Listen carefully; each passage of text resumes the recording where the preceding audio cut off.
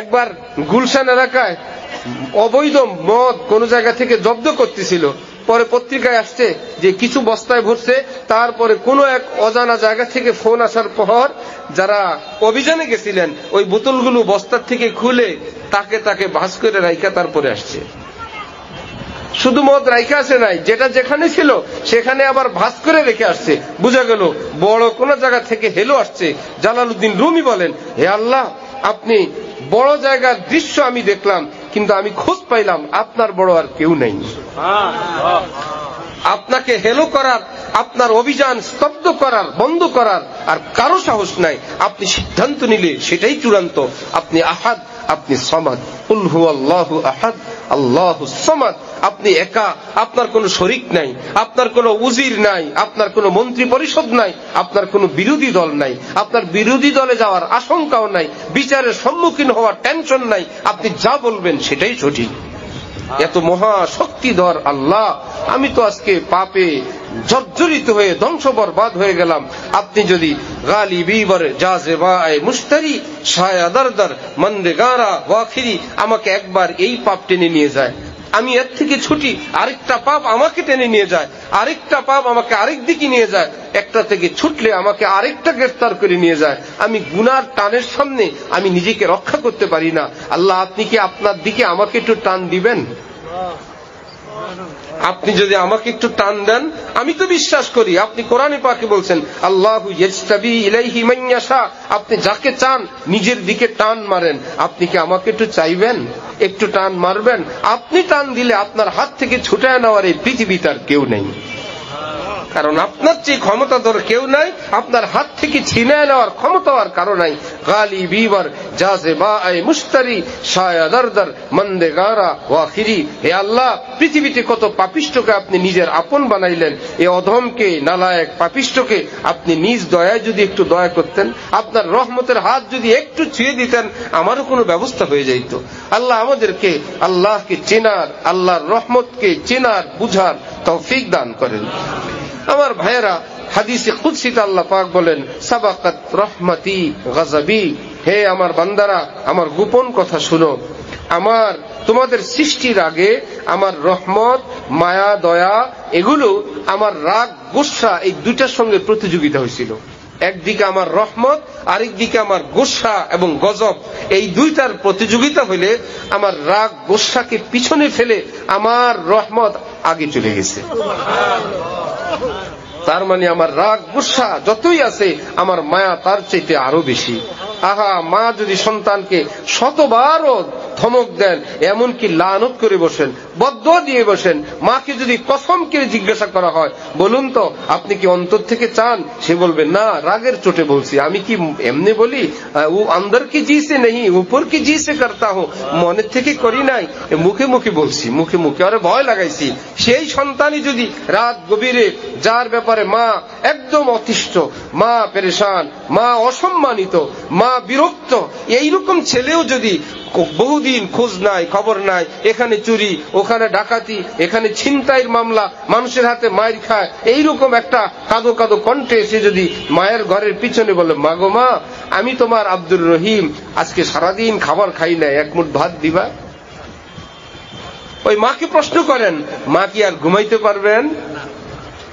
এত অসভ্য, অসৎ, খারাপ, নিকৃষ্ট ছেলের কণ্ঠ যদি মা শুনতে পান, ওই মা আর ঘুমাইতে পারবেন না। কোনো না কোনো ভাবে প্রয়োজনে বাবার থেকে লুকায়া বাথরুমের কথা বলে, হাঁস মুরগির কথা বলে, কোনো না কোনো ভাবে একটা না একটা উসিলা তৈরি করে নিজের ছেলের মুখে ভাত উঠানোর ব্যবস্থা করবেন।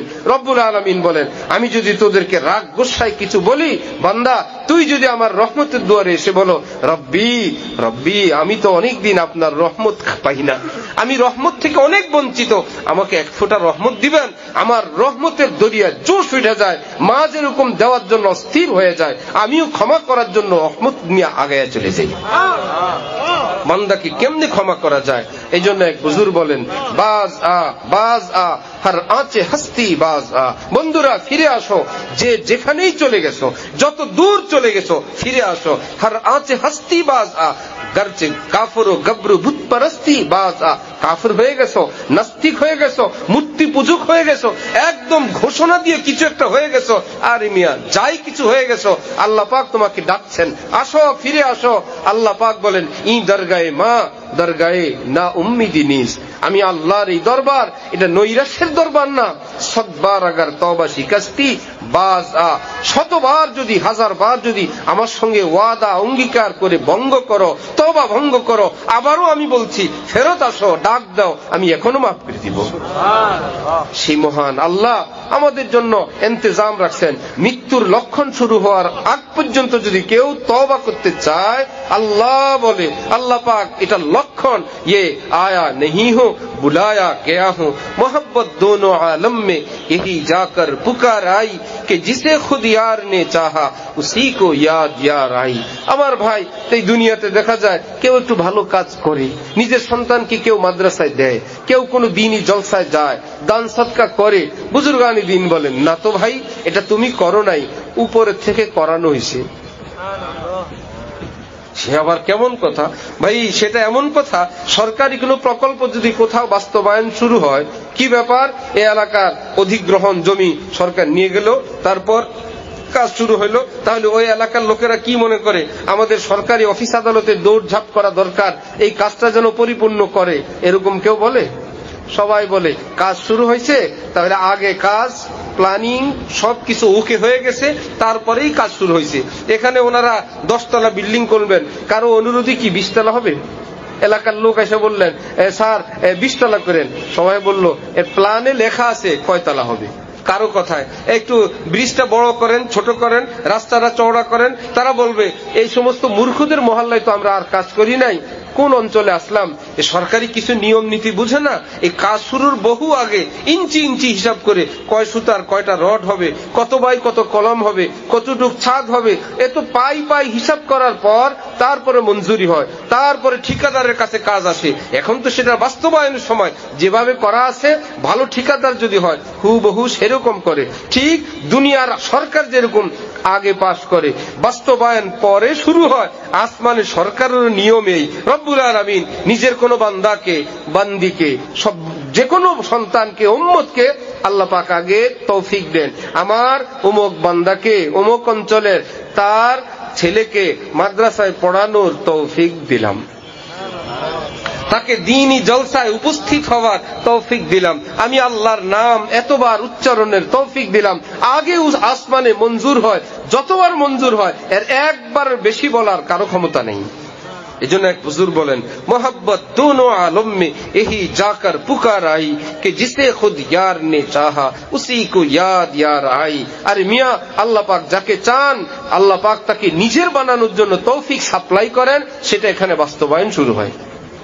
পাকিস্তান একজন চিহ্নিত পাপিষ্ট মানুষ, ভয়ঙ্কর কোন অপরাধী লোক, তার মৃত্যুর সময় আশপাশের লোকেরা, আপন জনেরা কোন আলিমকে নিয়ে আসছেন যে তাকে একটু তওবা পড়ান।